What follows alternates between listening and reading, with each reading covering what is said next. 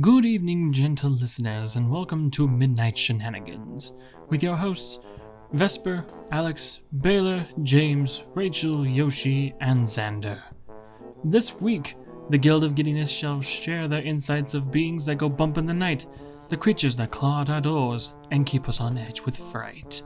Yes, it's time for monsters. Be sure to check under your bed and in the closet and enjoy the show. Oh, hello, fellow insomniacs, and welcome Midnight Shenanigans. I can talk where podcast show where talk about subjects that keep us up at night, and we'll be competing about which one we liked the most. I can totally do this. But tonight, I am your host, Vesper. I use they, them pronouns, and with me tonight is, I'm just going to go down the line here, Bess James. Hello there. Rusty Hades. Hi there. Alex. Hello. Rachel.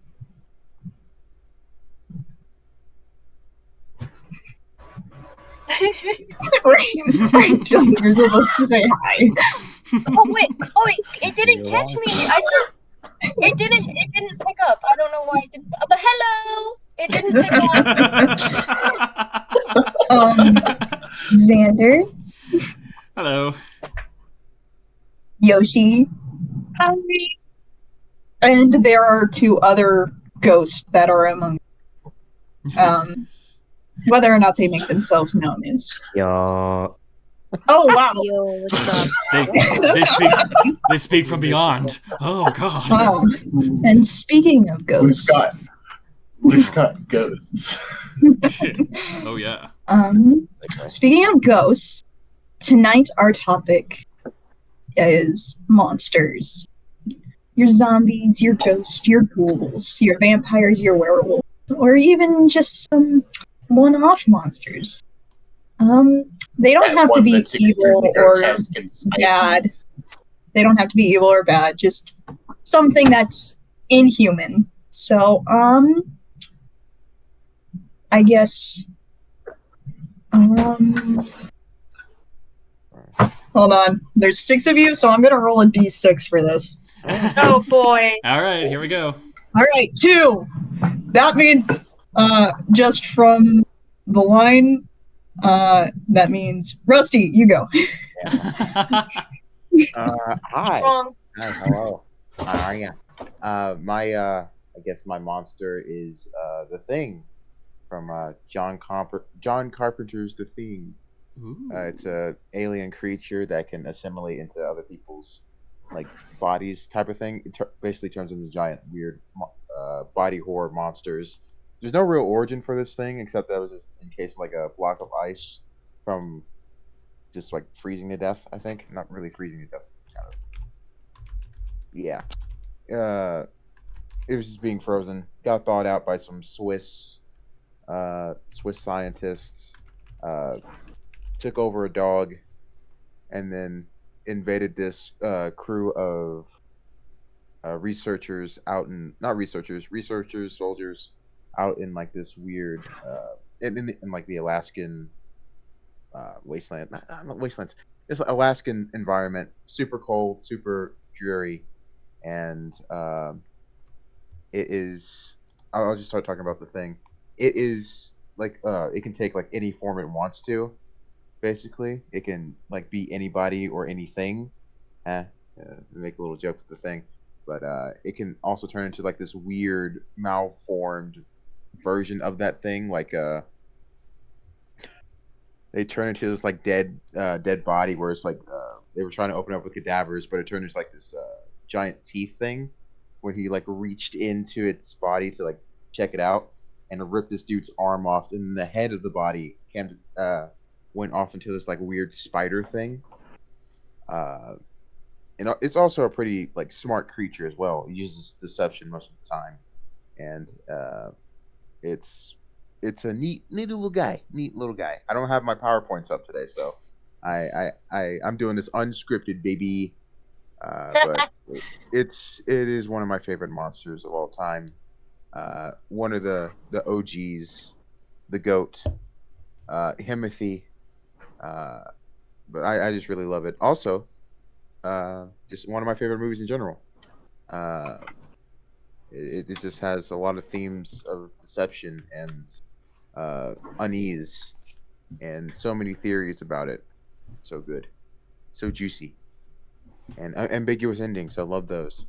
But that's all I got right now. So that's it. There's also a video game. I am now terrified. Yeah, but it's a good video game too. Of course there is. Hmm. That's all I got. You're always so quick, Rusty. Thank you.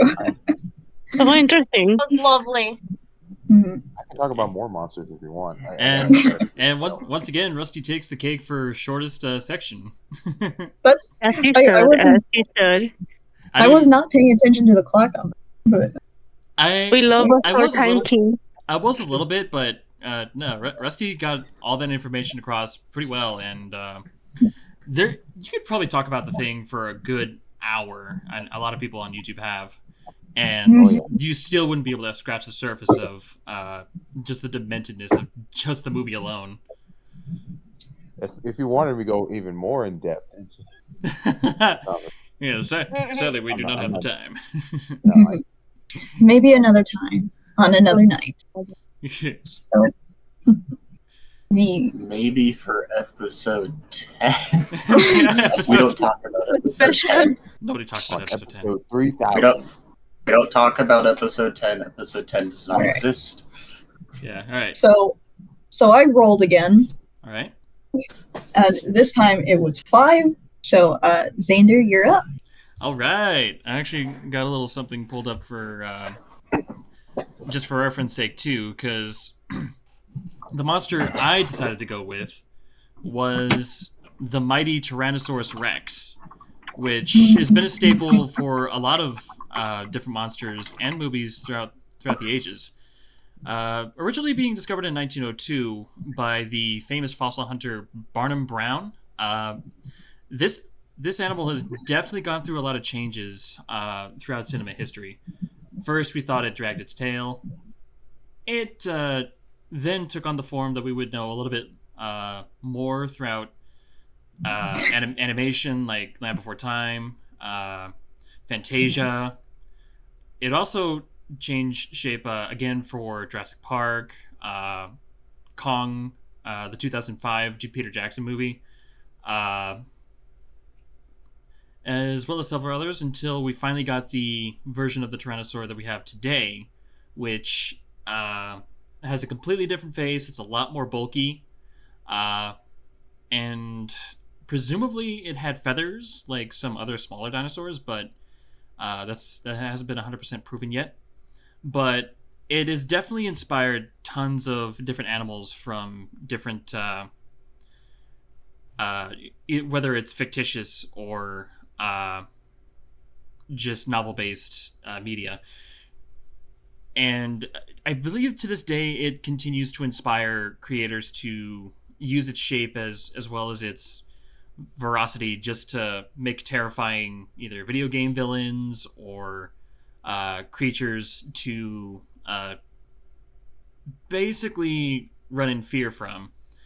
It's definitely one of those animals that leaves an impression, and it definitely left an impression when people first saw it in the theaters, when you'd still have like these little claymation figures, which if anybody knows anything about claymation,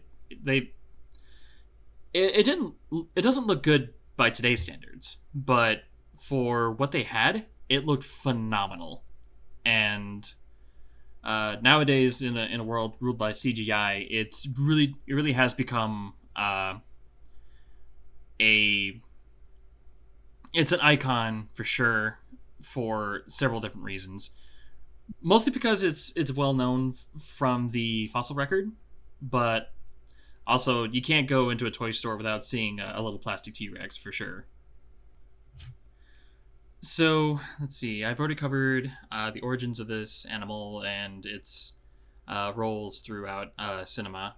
I think the best representation, just because it's kind of my bias, but I think the best T Rex will in all of cinema will still be the Tyrannosaurus from Jurassic Park. Not only because originally it was going to be a claymation puppet, but because of how well the animatronic and the CG worked seamlessly together. There were tons of times where you would see one, but you couldn't make out the other unless you were watching on a high definition screen. So it's definitely one of those monsters that it stays with you. It really does stay with you, especially with how well they do a lot of the scenes with Tyrannosaurs throughout cinema. So that's pretty much my little thing on the T-Rex. I also would like to believe that it inspired dragons, but I feel like that's not entirely accurate. And I don't want to talk about dragons, my shit, but anyway. So, alright, next up, nope. 4, alright. Alex, you're up.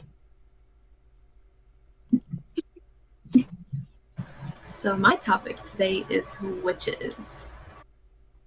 I am a huge fan of witches in general, mainly because of the rich cultural history it has, and like everywhere, not just in like the Americas. Like there's a lot of like witch trials in America, but there's also some in Europe. There's a lot of mention about witches throughout history. There's always like the earliest like image of like a witch was like an evil wart-nosed woman, usually huddling over a cauldron, hag face, cackling, just like has a bunch of, it's just very different image from what it is today, which is like either like young teenager, suburban housewife. It's really cool. But the origin of witches, which I find really cool. The earliest records of a witch is in the Bible in the book of 1 Samuel, which was thought to be written between 1931 BC and 721 BC. And it tells the story of when King Saul sought the witch of Endor to summon the dead prophet Samuel's spirit to help him defeat the Philistine army. It's really cool, mainly because it's just that far back of a like history of a witch. Like when we think of witches, we also think of the Salem witch trial, which was back in like the 1692 about. But it's like there's a witch hysteria in Europe, grew to the New World. It's really cool. But the Salem witch trials began when a 9-year-old girl named Elizabeth Parris and 11-year-old girl named Abigail Williams began suffering from fits, body contortions, and uncontrollable screaming, which is actually now today to believe that they are poisoned by fungus. But as more young women began exhibiting these symptoms, this mass hysteria came to make them believe that there was witchcraft involved. But there's like 3 people accused of that at that time: Sarah Good, Sarah Osborne, and Tituba. But on June 10th, Bridget Bishop became the first accused witch to be put to death during the Salem witch trials. And ultimately around 150 people were accused, but only 18 were put to death. 6 men were also convicted and executed during that time. So it wasn't just women, which is pretty cool. Like a pretty cool tidbit. Massachusetts was not the first one of the 13 colonies to be obsessed with witches. In Windsor, Connecticut, kid, 1647. Elsie Young, she was the first person in America to be executed for witchcraft. Which that's kind of cool that we have that fact. There's some parts of the 13 colonies, so like in Virginia, where uh, there's less frantic people about witches. There's hardly anyone accused. Let's see. Some more tidbit facts that I found cool is that where is it? There was like a bunch of like depictions of witches throughout history, especially in like paintings. Like most of them are like riding broomsticks, or like they're just so creepy, and like they're over cauldrons. There's one called the Three Weird Sisters. They're all like depicted as ugly, pointing at someone with hoods up. There's no known artist or year. Um, but there's also pictures of so-called witches with devils and Satan. Let's see. There's this one um, poem, the earliest that we know of, like first known Western artwork depicting witches on broomsticks.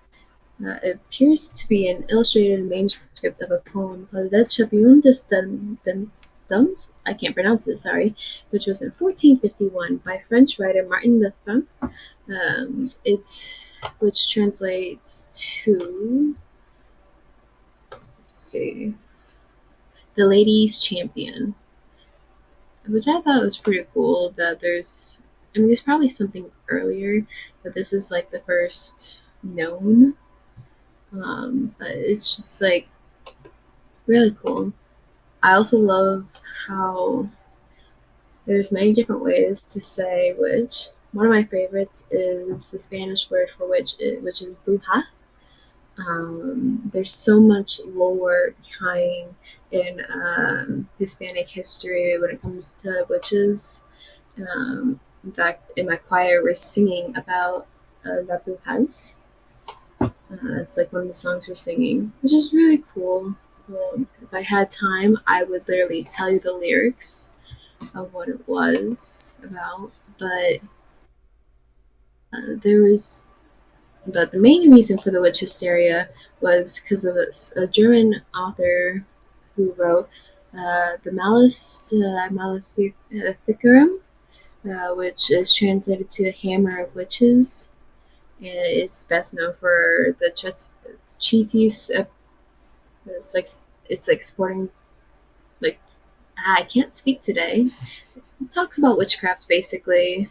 And it was written by like the German Catholic clergy Henrik Kramer, and it was first published in German city of Speyer in 1486.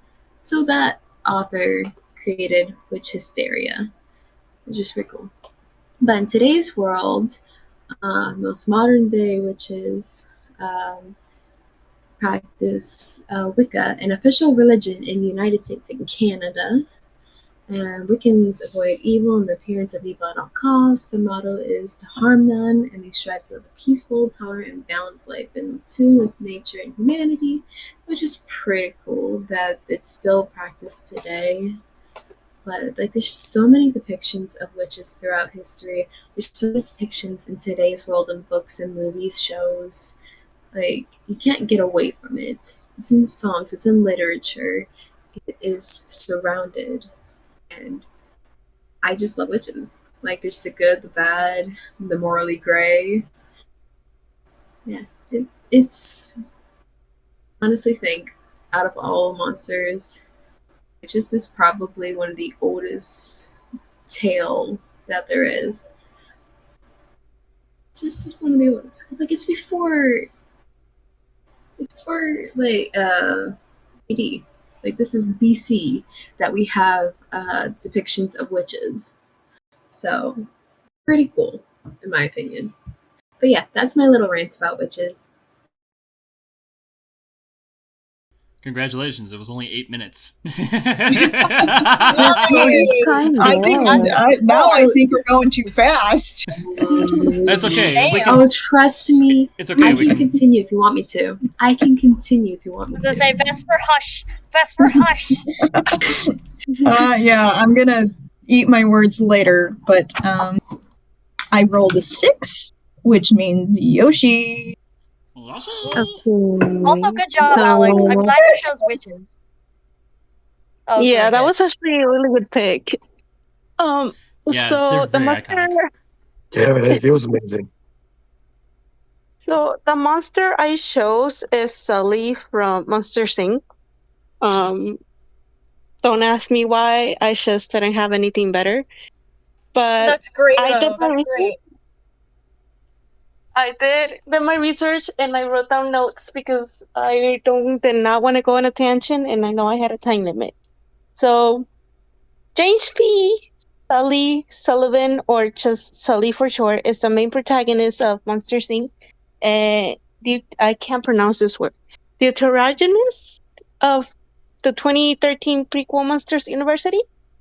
So why he rocks? Why is he a good monster? So unlike other monsters in like the monster world, Sully looks brave and tough enough to scare people in their sleep, but he meets a cute little human child named Boo and turns into this big softy we know he is. He's like a giant teddy bear. Um, After Boo stayed with the monster, Sully started acting more like a father figure and taking care of her until they had to send her home, which is or was, by the way, really cute. And although he may seem like a little scary monster to everybody, he's just a big giant teddy bear, the softy. It's giving golden retriever energy, if you will. He's gotten some good character development in the films as well. Like in Monsters University, he has grown from a heartless jerk into having a heart of gold and becoming nicer and friendlier to his friends and treating Mike Wazowski with respect. He also revealed that he only acts scary because he's terrified that didn't have any real friends before meeting Mike and the rest, which was sad and kind of relatable. Also, in the first movie, Sally learns that scaring kids isn't very nice after scaring Boo by accident and is considered emotional, which is what inspired him to come up with a new power source and thanks Boo, which was making kids laugh. The only bad quality that I can think Sally would have would be him, he was a big jerk when he was younger until he revealed that he acts scary but is terrified. Also, he appears in the end credits of Cars. He's a giant monster truck in the Cars movie. He's also seen in Tokyo Mater, which is a car version of Mike. He was also originally going to be a janitor and not a scarer in an earlier version of Monster Inc.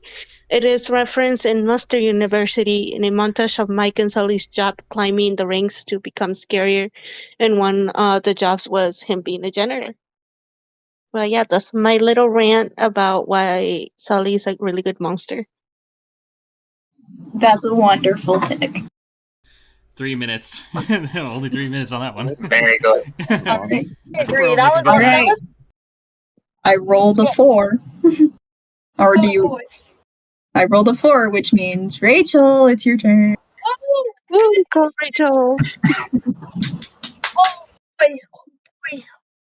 Wow, Vesper, you posed me with a challenging question, and honestly, I couldn't pick like a favorite monster of all time, especially because I want to like for each discussion talk about like a different game or book or whatever, and I don't want to do like a bunch of repeats. I decided to do for this. I mean, I feel like there was like really no better choice for me to not choose a monster from Monster Hunter. I feel like that's just a little self-explanatory.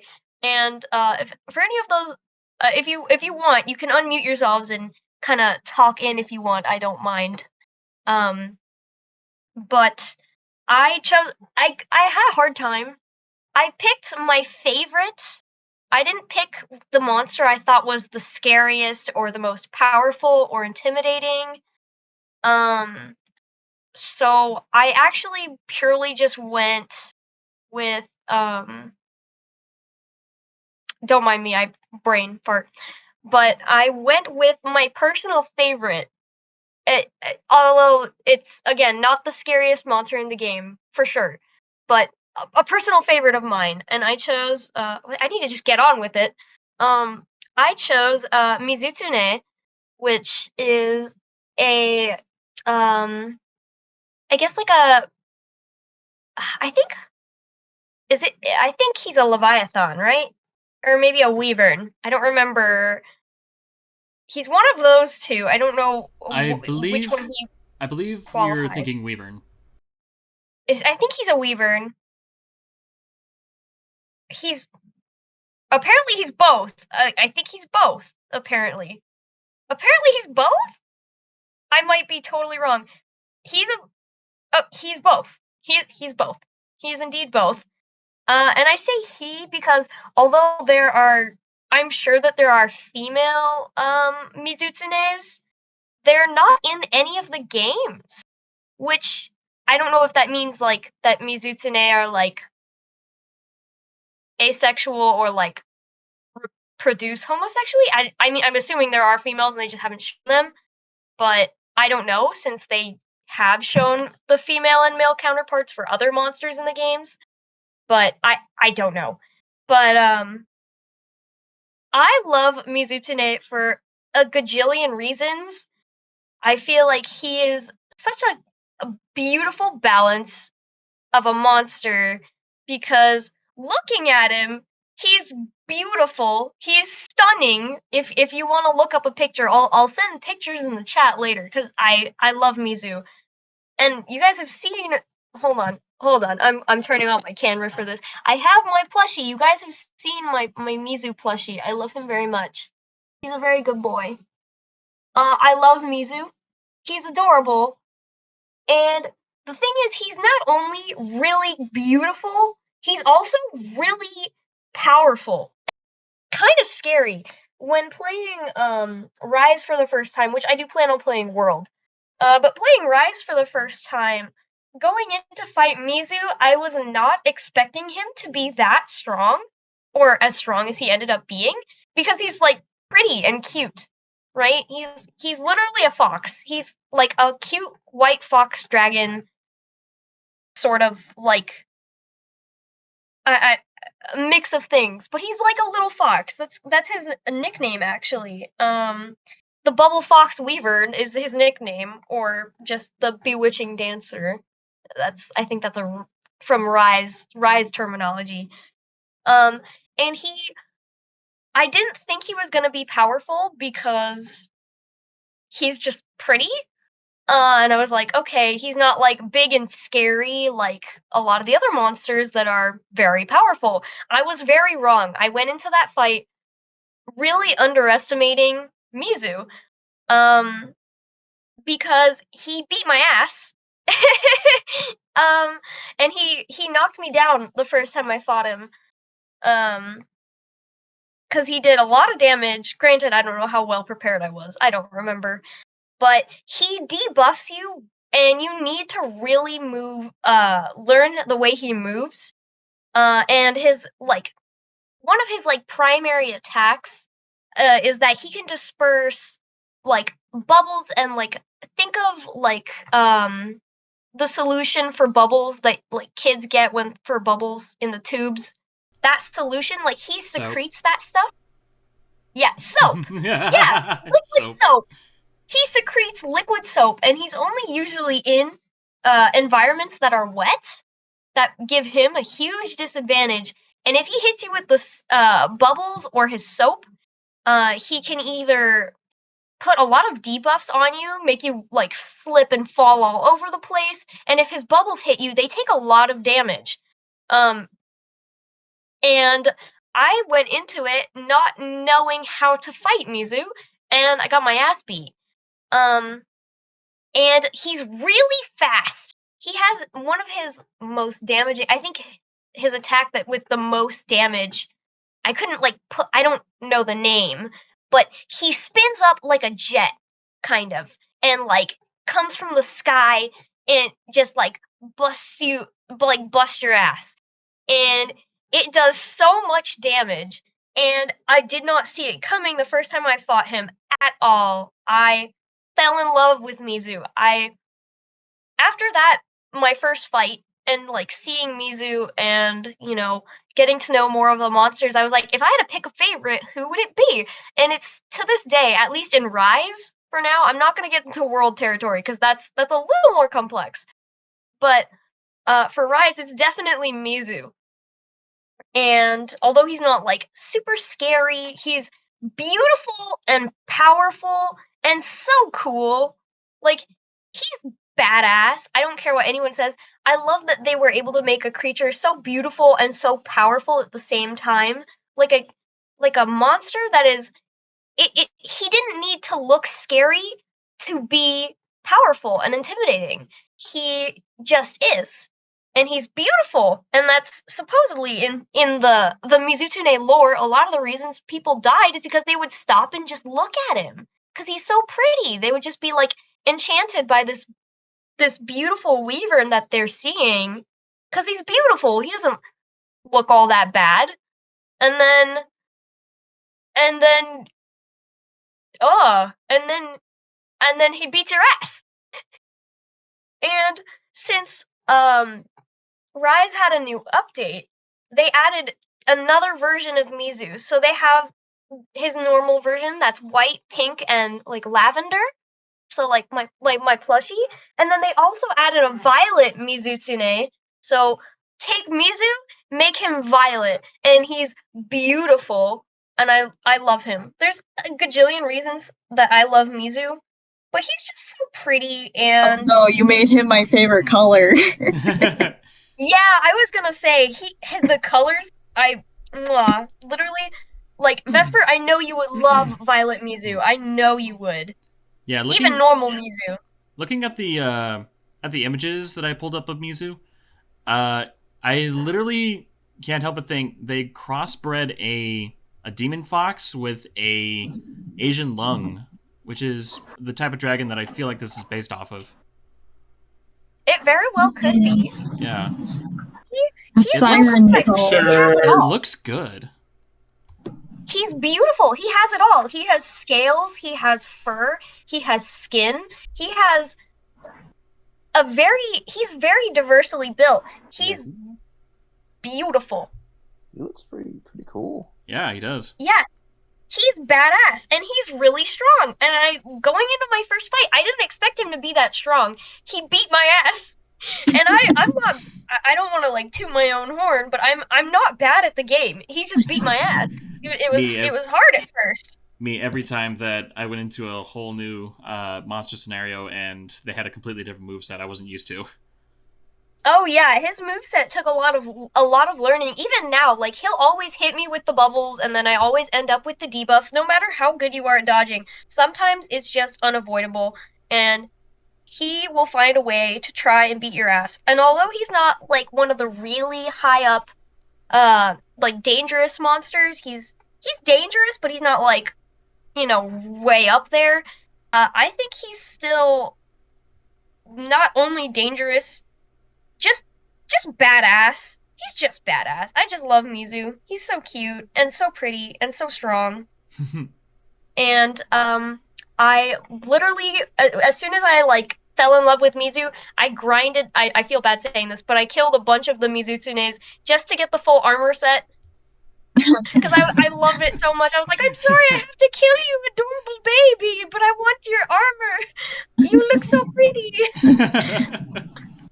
But yes, that is my that is the primary rant.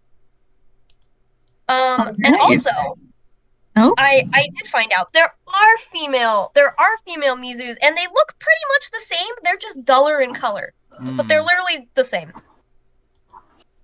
They do exist. They just haven't shown. They do exist. Sorry, I interrupted you, Vesper. Go. No, you're good. But about 10 minutes. Well, and 30 that just seconds. leaves us with Let's one more person. Let's look fashionable and stand next to the fashionable monster. Yes. Not only does he slay, but he slays. Yes. It's slay. Yes. Yes, slay. Also, I want to add, when you roll him on his back, he's like a puppy. He is like a puppy. It is really cute. I think he's just adorable, even in combat. Like, I have to remember, like, oh, I'm fighting a monster that could definitely beat my ass if I stopped, like, doing what I'm doing. But, like, he'll roll on his back, or, like, have, like, fox behaviors, and it's so cute. I feel like he's It's adorable. not even trying to fight you. He's just trying to play with you. Sometimes that's what it feels like. When you roll him on his back to expose his stomach, to get good hits, I'm always like, oh, who's a good boy? Who's a good boy? That's awesome. Yeah, I love it. Definitely, Sometimes I forget yeah. I'm fighting when I'm fighting him. Okay. So, He's a badass. thank you for your fox dragon. Thank you for my Mizu TED Talk. All right. So that leaves us with one more person, and he just left. Yeah, he'll be back in just about 3 seconds. There he is. Yay. Yo, number one, James, go. What is your monster? Oh boy. So my monster is actually technically a virus. Okay. So I'm talking about the turned virus from Unturned, which is similar to the zombie virus, but not. So the turned virus was formulated from the antics of a company called Scorpion 7, as well as extraterrestrial involvement. The world then fell to ruin because of this virus. Yeah. The turned infection does not kill its victims. Instead, it takes over their minds, turns them green, and causes a development of an insatiable thirst for the flesh and blood of the uninfected. There are notable mutations of the virus, including flamers, which explode when you kill them, acid spitters that just spit this neon blue acid, flankers, which can turn mostly invisible, and their attack is usually to try and get behind you. Crawlers, obviously they crawl, however, they have much stronger jaws than the rest of the infected, the rest of the turned, as every bite from a crawler will cause you to bleed. Sprinters kind of remind me of dogs, because they run on all fours, and they're so fast, but they're also extremely fragile. Radioactive turned will spawn in dead zones. So a dead zone is an area where you need a gas mask at the very least to survive, or you will start dying. And so when you kill a radioactive turn, it explodes in radioactive goo. It goes everywhere. Last but not least, megas. Big, giant turned, several times larger than normal turned, with extra strength and the ability to pick up pieces of the earth and chuck it at you.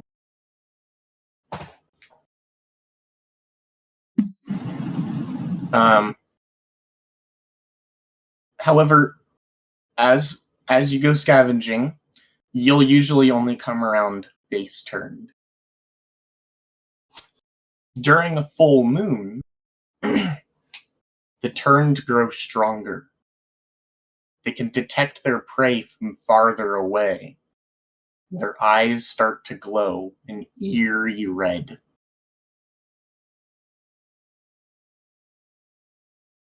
There are also some extremely rare variants. One is called the Spirit, and they are almost entirely invisible, and their screech is so much more terrifying because the pitch is turned up to 11. It's so high pitched that you hear it and you want to run. Another, I can't remember what it's called, but they're basically more red, and they have like spikes all over them. They're far more durable and a lot stronger as well. However, there is no increase in size. There's a really good lore video that will be linked in the description for those who want to learn more.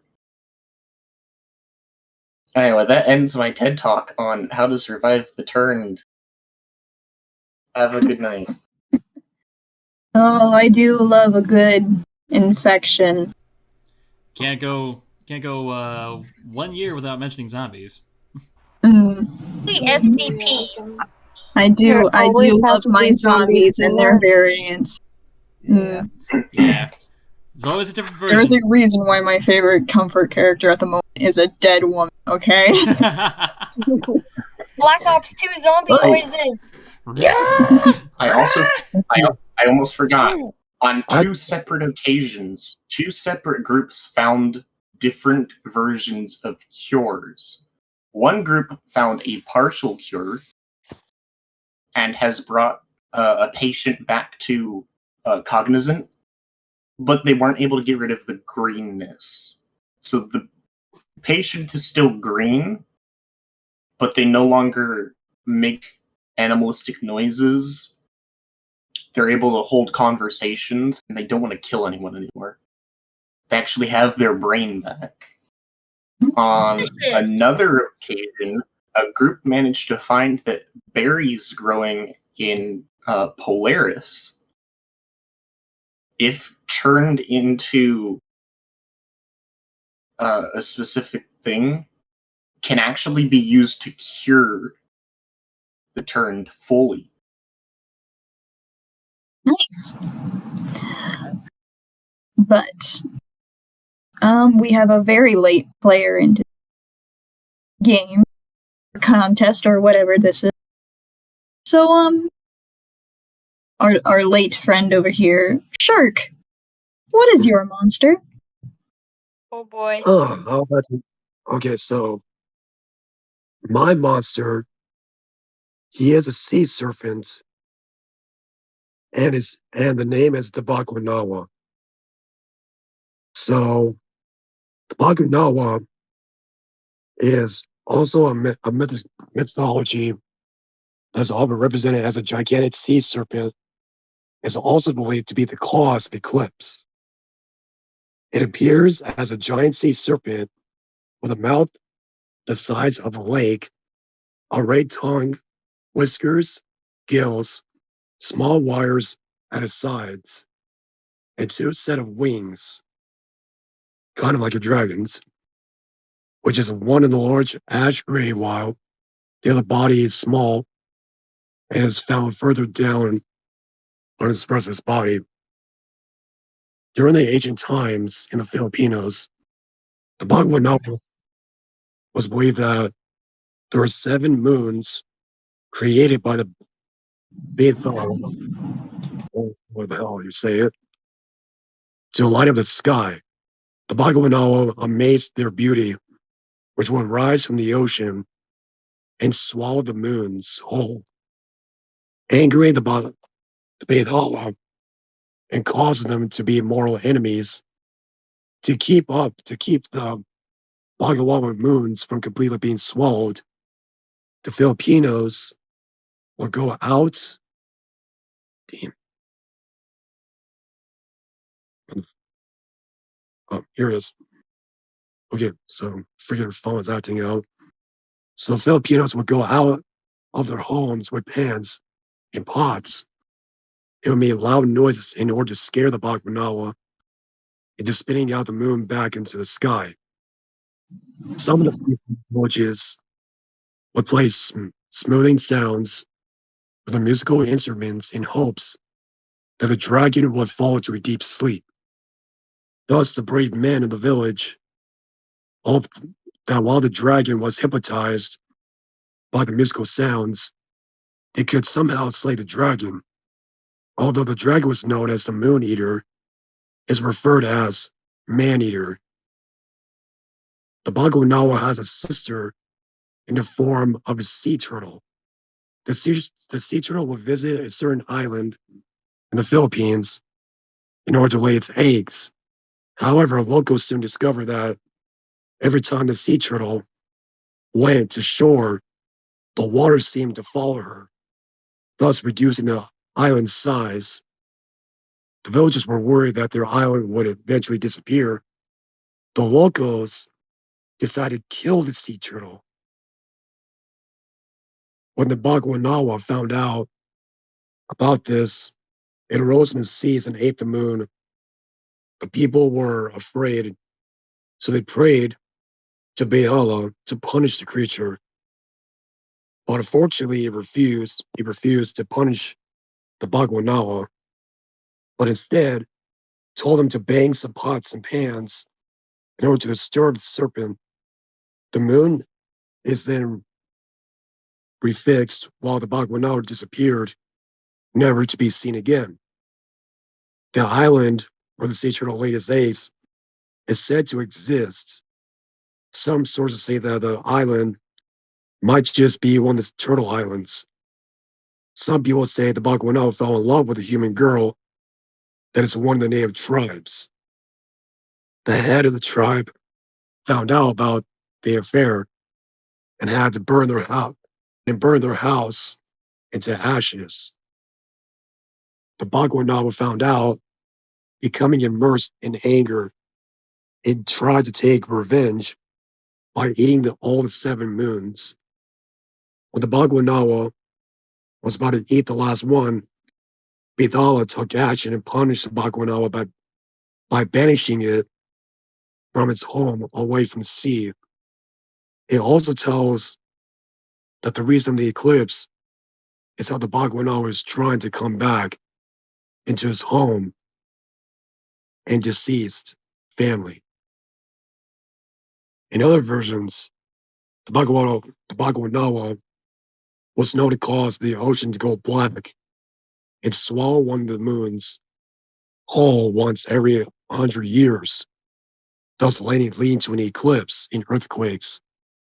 This angered Bahala, and thus the two are longtime enemies. 6 centuries later, when there was only one moon left, the Bagwanawa was attempting to eat the last one. If it does, the eclipse, darkened the night, makes it hard to see, and the earthquakes will shake the world. The Filipinos knew that they had to do something or else that the world would be gone. But they came up with an idea. The Bagwanawa is scared of loud noises. So all the Filipinos gathered some pots and pans and ran to the seas. As soon as the Bagwanawa leaped out of the ocean, pointing towards the last moon, it locked its jaws around it, and when the teeth grabbed hold of the 7th moon, the Filipinos started banging their pots and pans and started shouting and yelling and started banging the loud drums. The Baguanawa was scared that it spat out the 7th moon, and just as it was about to swallow it whole and crashed to the ocean, the Filipinos then cheered, and Bethela took over the people, smiling that his mortal enemy has finally been defeated. From there on, every century, the Filipinos bring out the pots and pans and drums. It would shout to scare the Baguanawa and protect the 7th moon as the Bethelites looked over for the happy people of the Philippines.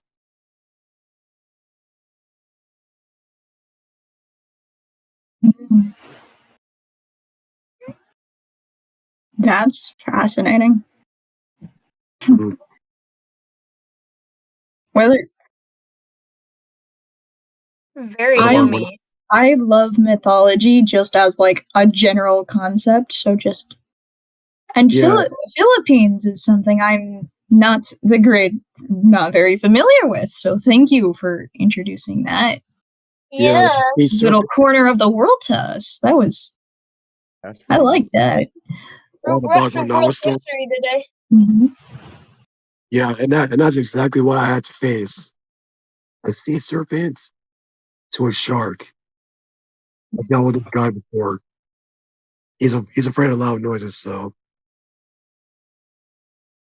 Well, that's pretty shark nice. boy versus the Bakunawa. Sea serpents and sea beasts are always really cool. So they are goody. also Yeah, that was actually just really interesting. Say hello to my world. just the way that mythology is just a glimpse into how people in ancient times viewed their world. Very interesting. Just the little part about the sea turtle who came to their island and they thought, like, oh, the sea turtle is slowly consuming our island. No, it's just that's just how the ocean works. Yeah, that's how they all But things on islands. yeah, but they didn't know that at the time. They have no clue, so they killed it. So the Bakunawa family member. Mm. Mhm. Every single ocean group has their own family members. And if one gets killed, they'll be coming back for vengeance. So it goes. Because it's something like this, like if it messes with Mother Nature will respond. And when she responds, you're not gonna be prepared for what's coming. Weird random fact. I just want to say this. I know it's sort of not relevant, but sort of relevant. But random fact: ants are the same way. If you kill one of them, all of them are gonna be mad at you. They're gonna Yeah, come Yeah. back, bury And the they're gonna come body, back and they're because gonna remember you. Oh yeah, they That's are. really pheromones. I think is that the word pheromones? I don't know. I think Are you so. sure you're not thinking of bees? Bees are the Well, same do the way. same Yeah, thing. Actually, it's the Yeah. same. They have the same thing because it's not the same thing, but it's very similar. Where the ants will give off like this distress signal, basically, and then all of their friends will know. Yeah. Loyal. So Hell yeah. yeah, so that's my so this so I'm saying you guys see what it looks like to you guys. So that was a Bakunawa. Yeah. Yeah, that girl, Yeah, that's I pretty that want cool. to pet Very it. interesting. the girl that the Bakunawa fell in love with. Hey, so that was like the fastest we've ever gone through this. I know. So I don't know what do I do now. Well, I seeing mentioned as earlier in chat. we were just talking earlier in chat about a certain thing that transpired in history, and it's still carried on as a tradition to this day, as long as single-minded people don't try to ruin it. But they always do. And we were literally talking in the chat about the history of the JackOLantern. Ooh, I know some stuff about this. I actually Wait, what? have it pulled up. I have it pulled up here on history.com, which if you guys would like, I will read it Go for the ahead. audience. I'm interested in that. Wait, what's a Jacqueline? Say again. Well, what's Jacqueline? Wait, what? Jack-o'-lantern. A jack-o'-lantern. JackOLantern. you know, spooky carved faces on a pumpkin, lit by Or the dim any light other form of or any other gourd, I would say. yeah, that's the word. I was just like, what is Wait, are you talking about like a human figure with the lantern as a head? no, The right- just I mean, just the lantern itself. I mean, you're Oh. not That's the off. Headless Horseman that you're thinking of. Yeah, that is one of them is the headless horseman, but Yeah, that's another is the figure Stingy Jack, who was also depicted in The Grim Adventures of Billy and Mandy, which is I love that Halloween special. I used to watch it all the time as a kid, along with the Scary Godmother, which Scary Godmother. Scary Mhm. Scary Godmother was a good one. But over here on history.com, I have the legend of the JackOLantern pulled up, and it reads, and I quote, "Pumpkins with ghoulish faces, illuminated by candles, are a sure sign of the Halloween season. The practice of decorating jack-o'-lanterns originated in Ireland, where large turnips and potatoes served as early canvases. In fact, the name JackO'Lantern comes from an Irish folktale about a man named Stingy Jack. Irish immigrants brought the tradition to America, home of the pumpkin, and it became an integral part of Halloween festivities. This is the legend of Stingy Jack." People have been making jack-o'-lanterns at Halloween for centuries. The practice originated from an Irish myth about a man named Stingy Jack.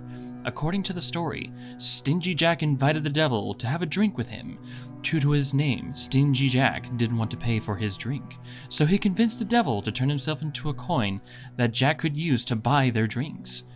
Once the devil did so, Jack decided to keep the money and put into his pocket next to a silver cross, which prevented the devil from changing back into his original form.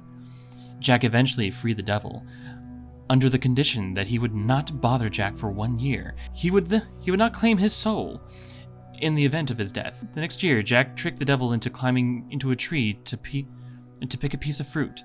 While he was up the tree, Jack carved the sign of the cross into the tree's bark so the devil could not come down, until the devil promised Jack not to bother him for 10 more years.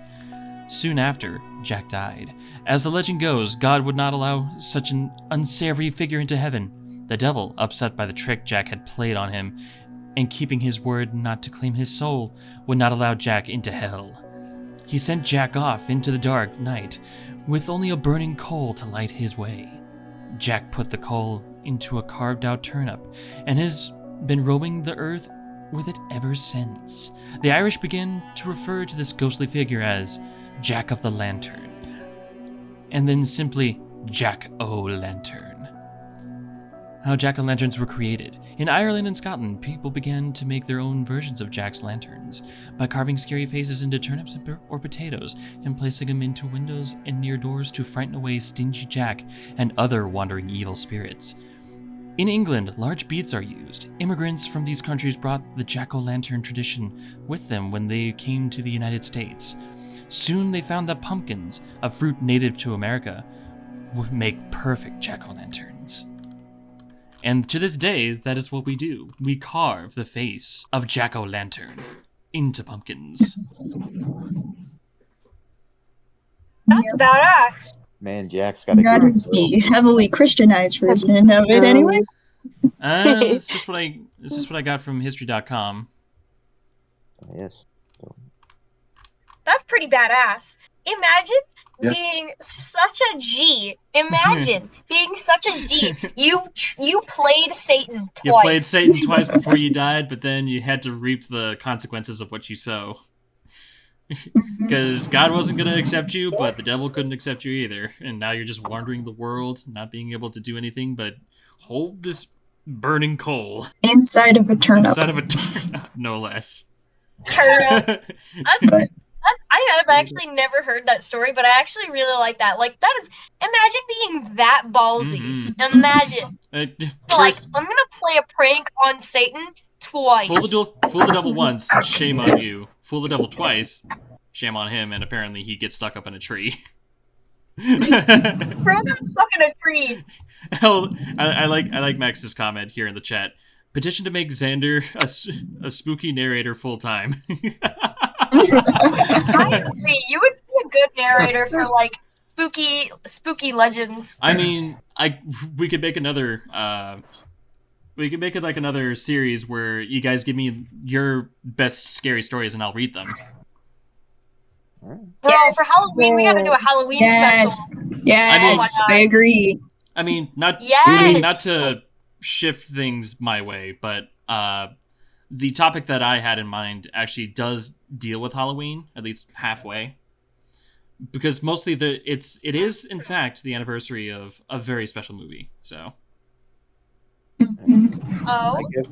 I can guess what movie it is. Well, technically two, but one's anniversary is already passed, and the other one I think is coming up, or did it already pass too?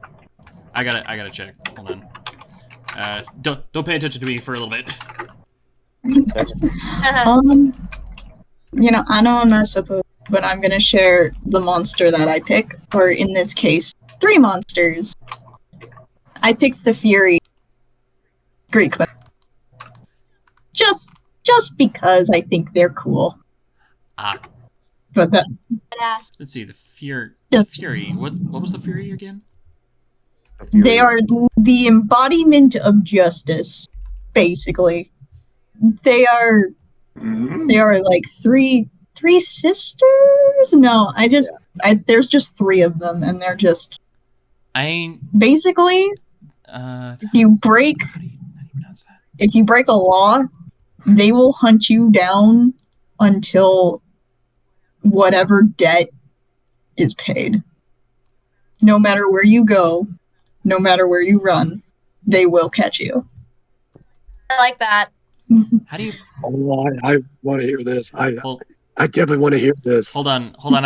I just looked up the. I looked up what Vesper is talking about, and there is actually a Greek word. Hold on, let me see if I can pronounce it. This is the American pronunciation. Urenes.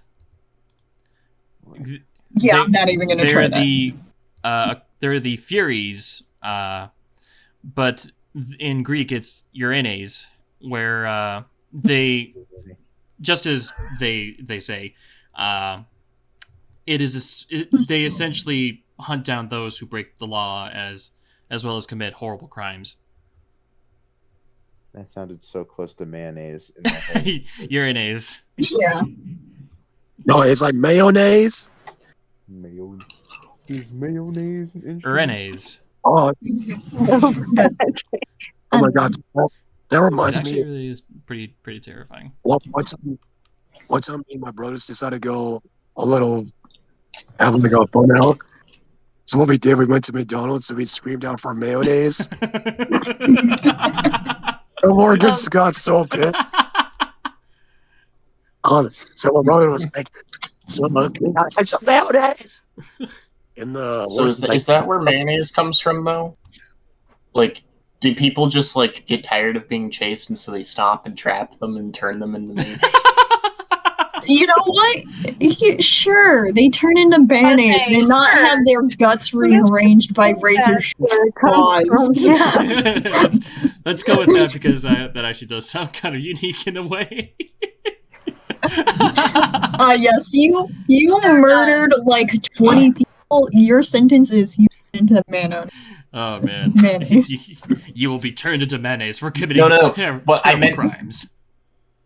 I meant like the people being chased get tired of being chased, so they turn around, set a trap, and turn the Furies because Rusty was saying that the name sounded like mayonnaise. It sounds like a Bloody Mary situation. They get turned into mayonnaise. Yeah, but not even the gods were like immune. Oh yeah, that's right. The Furies also had a little bit of leeway with the gods too. So yeah, so like you can't. They are literally embodiment of judgment. They are the embodiment of judgment and justice. You can't really destroy an idea. So what? I know. I was just clarifying what I originally meant, but the whole like they turn the people they're committing justice against into mayonnaise sounds better. So what were the other two? Oh no, there's just 3. Oh, Fears. just There's 3 of them. That's what that's why I said. Okay. Yeah, they're technically 1 monster, but there's 3 of them. That Yeah, makes that's sense. 3. I was about to say, hold up a second. It's kind of cool though. I mean, I have more monsters. I have so many monsters. I mean, we have whole books of There's monsters. a reason why I picked this one. There's whole books of monsters. Vesper Actually, has books and books of monsters. I love monsters. I kind I of seem to like Greek mythology a lot, which is what my topic was gonna be about. Oh, really? Yeah. Season, so why not talk about monsters instead? I tell from Greek mythology is Medusa. Like, it's the most basic one, but I freaking love Medusa. I So love many, Iris. so many different stories for her. Oh, that's Weird. I was just thinking about yeah. Medusa. No, that's weird. Medusa I was is just thinking good. about Oh yeah. her. You can't mention anything about Greek mythology without mentioning Medusa at least once. Yeah. She's such a baddie. I'm sorry. I fucking love Medusa. She deserves better. That's all I'm gonna say. She deserves better. Yeah, it's sad. Oh, yeah. It depends on which version you're talking about. There are There's so many versions. versions. Because obviously, if we're talking about the one where she's assaulted by Poseidon, fuck yeah, she deserves Oh, yeah, better. But no. if you're talking the one where she's where she's the eldest daughter of Typhon or Typhoon, I don't fucking Oh no, remember how to fuck say that his name. bitch. Yeah, Fuck that if you're bitch. talking about that version, then no, she doesn't. No, I'm talking But, about like, the Poseidon version. She deserves better. oh yeah, big time, big. The Big Poseidon time. version? The Poseidon. That S worded. Baddie. So anyway, we're getting off topic. So out of curiosity, I actually just typed this in for the fun of it, but I was wondering who was the first monster ever recorded. And according to this, That's going to be a very difficult answer. according to this, That's it's hard. according to this, it's the Sphinx myth. Lived before the lived before 2500 BC, when the Great Sphinx was built in the 9th century, when the last pagans of Greece lived. At least more than 3,300 years. This makes it by far the oldest monster myth, apparently on this list first. I don't know if that's actually accurate, but it does make sense from a historical standpoint. Mm-hmm.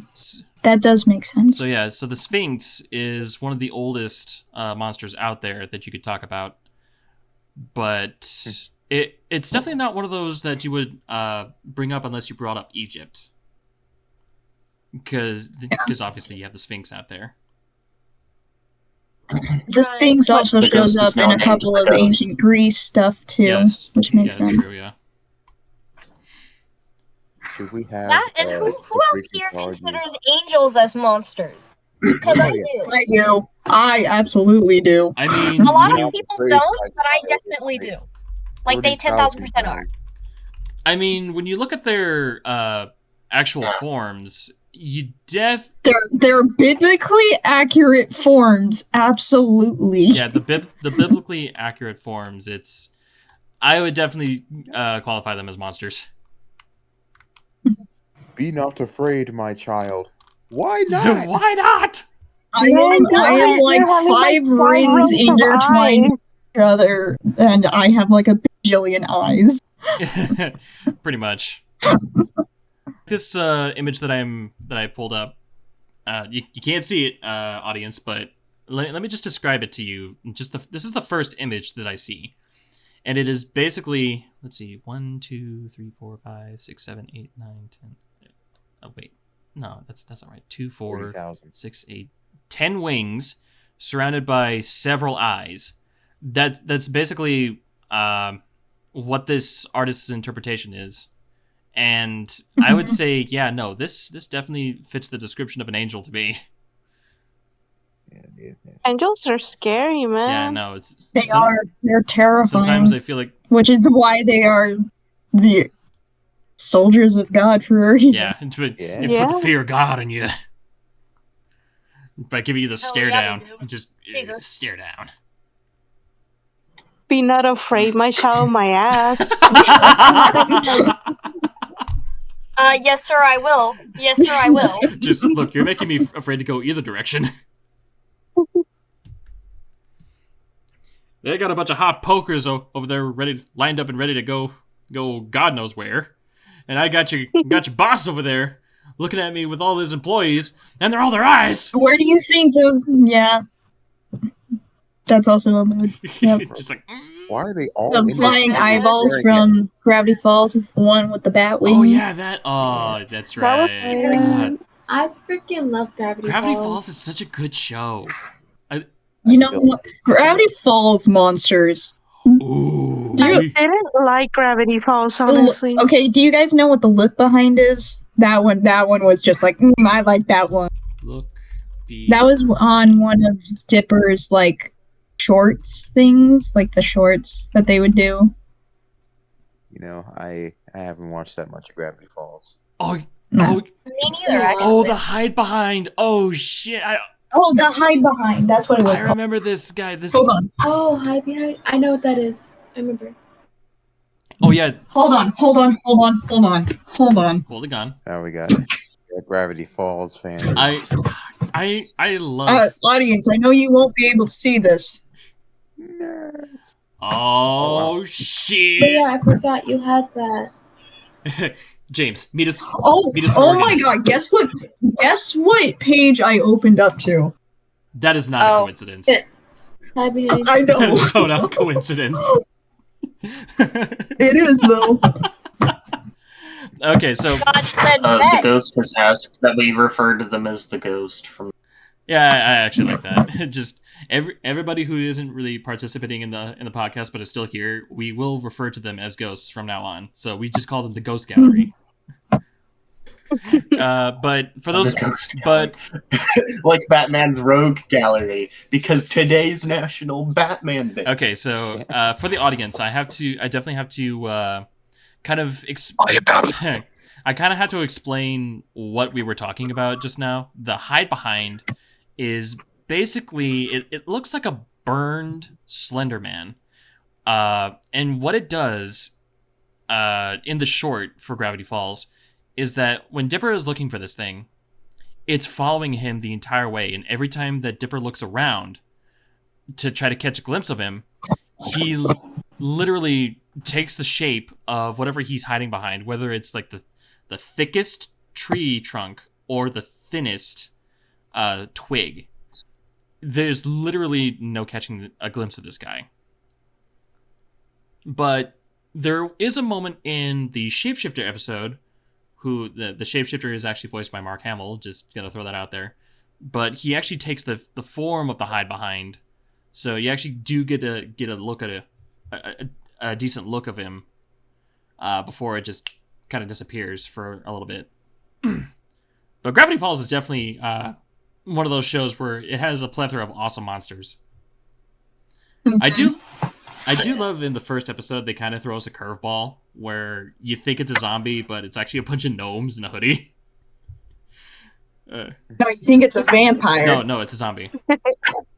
No, it was a vampire. Zombie. Vampire. Oh, Mabel. Oh god, they're Mabel Wait, hold on, it's was both. a Wait, I'm vampire. wrong. It's both. It was both because Zombie. Mabel hopes it's a vampire. Dipper thinks it's a zombie. Yeah, Mhm. that's It's a zombie. that's actually It's a vampire. It's both. it's neither. It's gnomes. It's a no. They're a bunch of The gnomes. It's a vampire So zombie. I'm sorry, you're correct in the zombie. That would be terrifying. Yeah, A vampire zombie. a vampire Terrifying. zombie boyfriend. I feel like we just went into the realm of warm bodies, which oof. That was yeah. that was a weird movie to sit through. Just looking at the chat real quick from the ghosts. Distinctly odd flavor. The lore. Look at my eyes. The lore, guys, the lore. Look at my eyes and feel the wrath of the Halloween lore. The lore. Yo, we dress we up should- so that we should- demons don't take our souls. What was that? Should do a Halloween Town marathon. We do gotta do a Halloween, like a Halloween episode. I have Halloween a- Town. I have a decent screen for that. And decent surround sound. There's like Vesper, I have a 3 question movies for you. of Halloween Town. Yes. Is there a winner today? Oh yeah, that's Oh, right. Oh yeah. We almost forgot. I didn't. I'm gonna admit. Someone who isn't here, like, if somebody had to tap out a little early because midnight, Yeah. shenanigans are a little But- exhausting. I will admit, I feel like they should still. James hit me in my weakness. Mm. I love zombie viruses. That I was very, very interested with the turned. So, James, you are our winner this week. Congratulations there, James. Thank you. So, James, topic for next week. Oh, continue. Yeah, I was literally just about to ask what is our Enough of the applause, please. I'm sorry. Our topic for next Rusty. week is what fictional world would you like to live in? I never already did that, did we? we talked about what our favorite. We talked about No, what we- our favorite was, yeah. We didn't really specify. Yes, but which one do you want to live in? Okay. Attack on Titan. Why you are going to die in that? I know. I purely. I hope y'all understand that was sarcasm because good God, no. That is such sarcasm right there. Most of mine, I will Where do you die want to within live? like 5 minutes. Oh, I would die so fast. But if I didn't, I would marry Levi.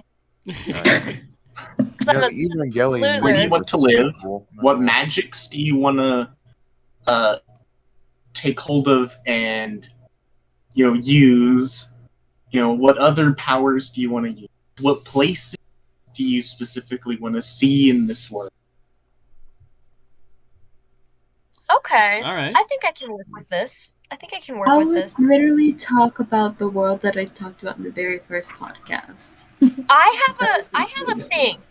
I What? propose that we don't choose the world that we picked for our favorite. I feel like we should not pick the same one. Yeah. I don't know what else I choose. Just so it's not like a repeat. Yeah. I'm That's with what that. I think. I'm with You guys that. Actually, I have mine. I have mine too. I just don't know if there I are got certain mine. restrictions. And I want to clarify that this is technically a video game adaptation, but I have not video because I listen. Okay, all right. But James, are there? But I any, love the TV show. The TV show is so good. James, are there any So I- restrictions with this topic, What it or is. is it free reign? It is completely free reign. If you want to go live in a world of mythology, do it. If Okay. you want to live in a world from some TV show, do it. Some movie, Okay. do it. Magazine, book, Magazine. anything. Oh God, I'm scared. The only restriction is that it must be fictional. It must be fictional. Nah, You can't say you want to live in the real world because we Ooh, already you're boring. Oh man. The I don't ghost Oh, of there's the so Ghost. many. I have so many books. Oh, there's so many options. so many. I already got my option.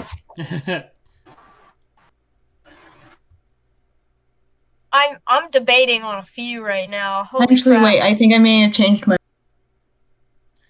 I wonder.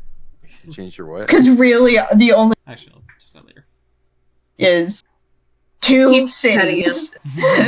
That's true, you're cutting out. And God damn it, just two cities. The only thing I know about this world, two cities. That's it. All right. Yum. Yeah. Yum. Oh wait, that would also be cool. We're talking about so many topics when it comes to fantasy worlds because I talked about my favorite worlds and I talked about worlds that I would have wanted to live in. I'd want to live in the Wheel Time series. I'd want to live in the School for Good and Evil series. I would want to live in the Dragonian series. Those are my 3 favorite series. Like, I don't know what to choose now, man. I've talked about the inheritance cycle. I've talked about so many series already. Oh man, you already fired off so many rounds. You're running out of ammo. Huh? Not really. There's so Oh, well, I mean, there's many also... Wait, hold on. Does this count? Technically, I would say. Because this is technically set in the real... Real world fictional It town. has fantastical elements to it. Yeah. It has like some kind of fantastical elements to it. I Real mean, world fictional town. does that mean I could talk about Percy Jackson? I was about to say that. I would think so. And that whole Rick Riordan verse of traumatized children? Places there, okay? It's just all he's after is just places. No, and it must be fictional. So if it exists in the realm of fiction, either it must be an entire fictional world, or if it's something like In I should have fantasy? thought of this before. If it's something like, Batman or Percy Jackson, or something where it's technically the real world, but there is so much fantastical that it's a separate universe, go for it. Okay, all right.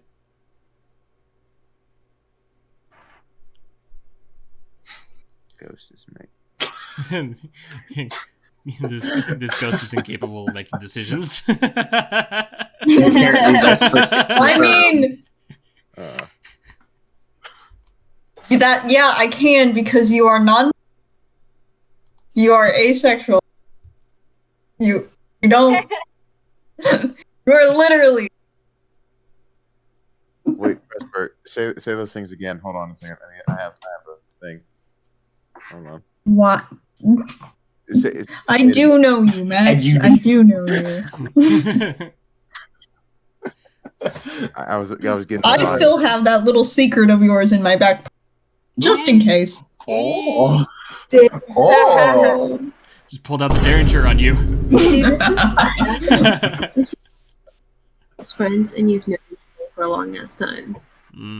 I mean, to be fair, Max also has a secret, so it's fair. Cut out there. Ghost cries more. Hey, stop crying. You're not allowed to cry. Better eyes. Anywho, we should probably wrap up the episode. Just to. Oh, we're still going? Yeah, I'm still. My bad. We haven't done the outro yet. We got to do the outro, otherwise I can't cut it. Oh, okay. Well, that was a wild ride. Monstrous mayhem. Oh. Is it what you hope for? Yes, actually. I quite enjoyed it. We hope you had a fun time with us, and I hope we kept you up just as much as we keep each other up. So make sure to subscribe and tune in next time to catch other sleepless nights of thought-provoking decisions. Until then, get some sleep. I don't know why I'm holding the candle like this. Like I'm about to take a shot. Take a candle shot. Reminder that the link to the lore video Midnight about the turned infection is in the description. Also, subscribe to our Spotify. I wish. Check us out on Spotify, Apple Play, and something else. And other podcast streaming services. This is also sponsored by Halloween. We're also on Amazon. Spirit, coming to an abandoned Walmart. Yeah. Just about right. Ghost says bye.